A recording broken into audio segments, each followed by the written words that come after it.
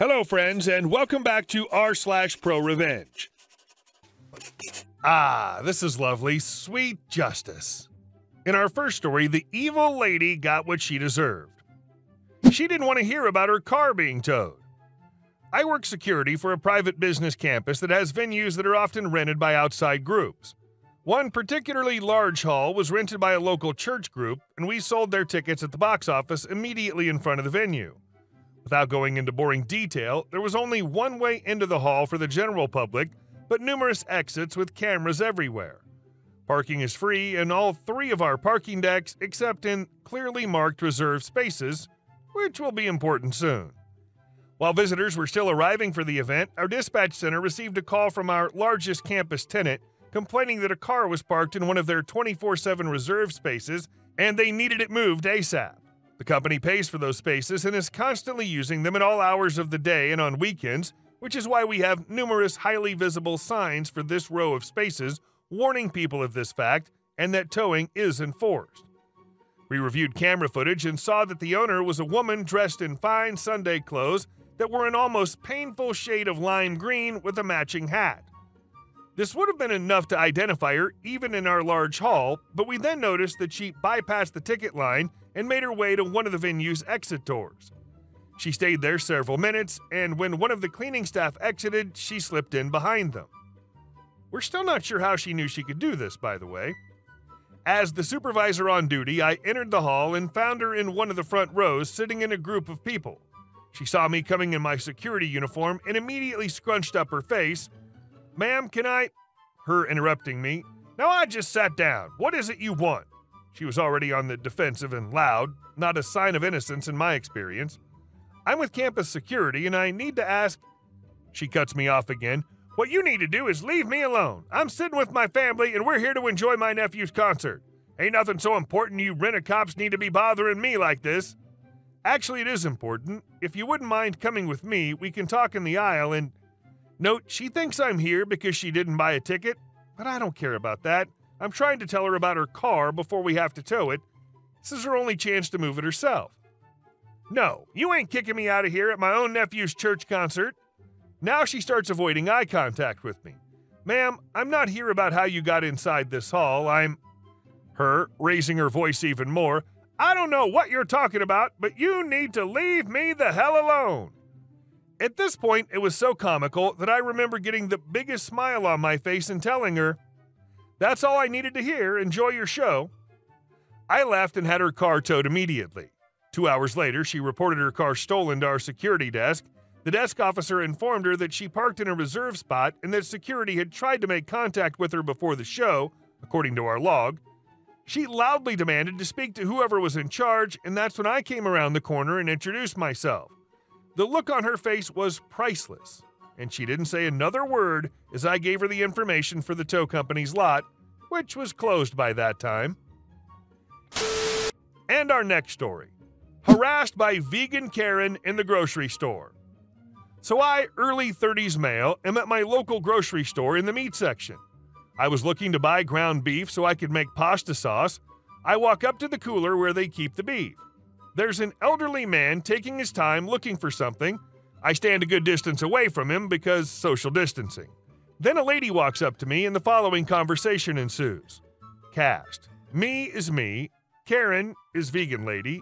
E is employee. Karen. Why are you standing there? Me. I'm waiting for that gentleman to finish so I can look in there. What are you looking for? Ground beef. Karen walks over to the cooler next to the man, reaches in, takes out a package, then walks back and hands it to me. Here you go. I look at what she handed me. It's some sort of plant-based beef alternative. Now I have nothing against vegans and vegetarians. My mom's a vegetarian, my aunt's a vegan. Although in my aunt's case, it's for health reasons. But I'm neither. This isn't what I want. Yes, it is. It's vegan. It's better for you, and it's better for the planet, too. Now I have no idea what's in this stuff, but I highly doubt it's all that much healthier for you than real beef. Plus, I've heard that these vegan meats contain soy, which is bad for you if you eat too much of it. I highly doubt that, I tell her. In any case, I don't want it. Now could you please put it back? No, it's important you buy it. The more people who buy it, the less animals are harmed, and the meat industry will have no choice but to shut down. Well, you buy it then. But I'm making pasta sauce from scratch and I only use authentic ingredients, not highly processed crap. I see that the old man has finished getting whatever it was he was looking for and walked away, so I hurry over to the cooler where the ground beef is, grab a package, and throw it in my cart before the crazy lady can stop me. She rolls her eyes and puts the package of fake beef back in the cooler. Fine, but I'm going to follow you while you're shopping so I can educate you on how you're harming the planet. I guarantee you that by the time I'm finished, you're not going to want to eat that. I think it's more likely that you're going to be kicked out of the store for harassing me. She pretends to not hear me and proceeds to follow me to the spice aisle, ranting about all the ways people like me are destroying the planet. I try my best to tune her out while I browse the spice rack looking for thyme, basil, oregano, garlic, and onion powder. I remained completely silent while browsing the wine section for some Merlot, continuing to try my best to tell myself that her ranting is just another form of elevator music. I should also mention that I'm going out of my way to make sure we walk back and forth across the store in search of my items. The aisles with tomato sauce and various types of pasta, which I still hadn't gotten, are located close to the spice aisle, while the wine section was located several aisles away. I'm thinking that she'll eventually get tired of following me around and leave me alone. Man, was I wrong.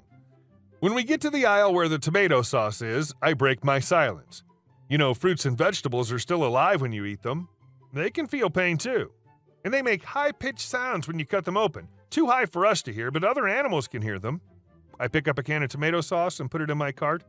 I bet these ground-up tomatoes are just screaming their little tomato heads off inside this can, all the while dying a slow, painful death.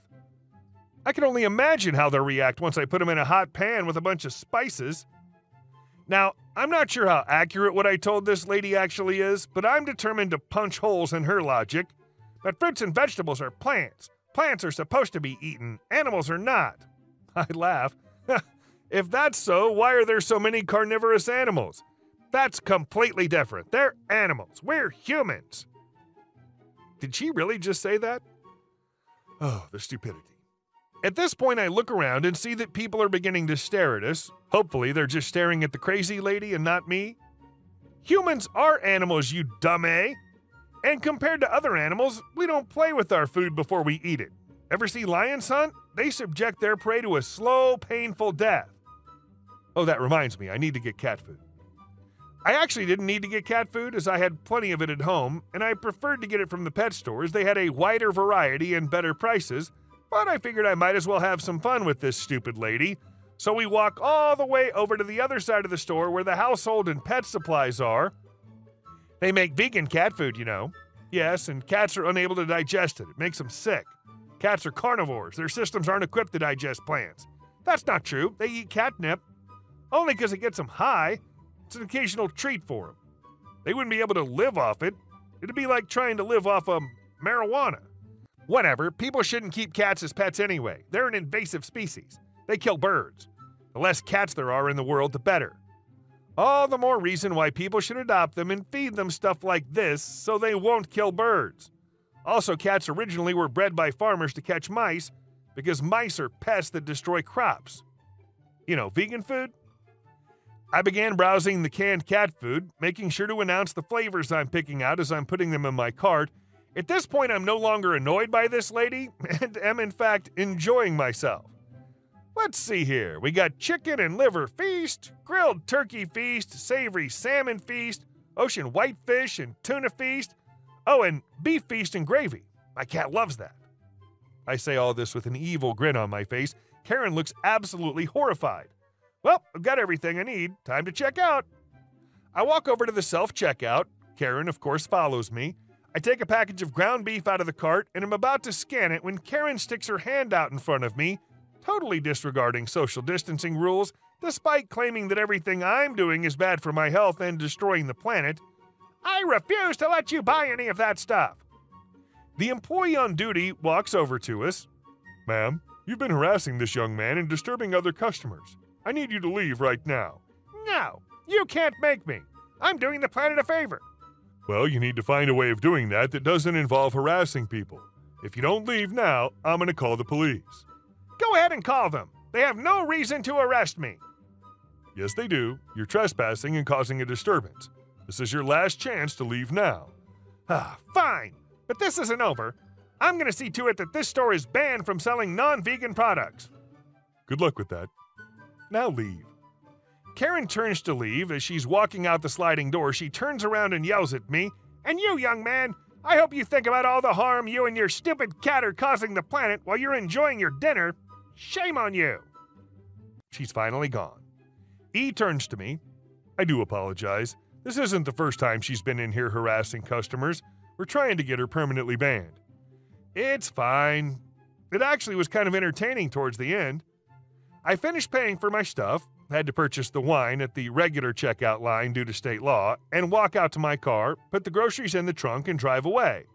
As I'm pulling out of the parking lot, I catch one last glimpse of Karen walking away from the shopping center with a defeated expression on her face. The pasta was delicious, and my cat enjoyed his beef with gravy. It's okay to tell your opinion, but not enforce them or harass people because they don't agree. Hey guys, thank you all for watching the video. I'll see you in the next one.